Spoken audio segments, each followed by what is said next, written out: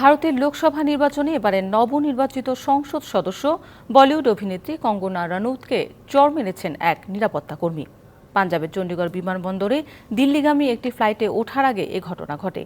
কুলবিন্দর কৌর নামে ভারতের কেন্দ্রীয় বাণিজ্যিক নিরাপত্তা বাহিনী CISF এর ওই কনস্টেবলকে এরই মধ্যে সাসপেন্ড করা হয়েছে এবং FIR দায়ের করা হয়েছে তার বিরুদ্ধে।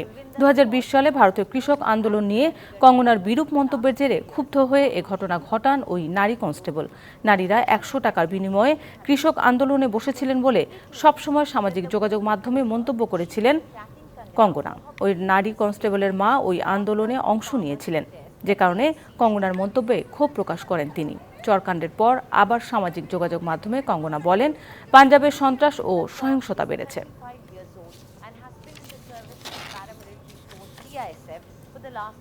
নগদে 500 টাকা বা তার বেশি পেমেন্টে পেতে পারেন ঢাকায় জমিসহ 20 কোটি টাকার পুরস্কার।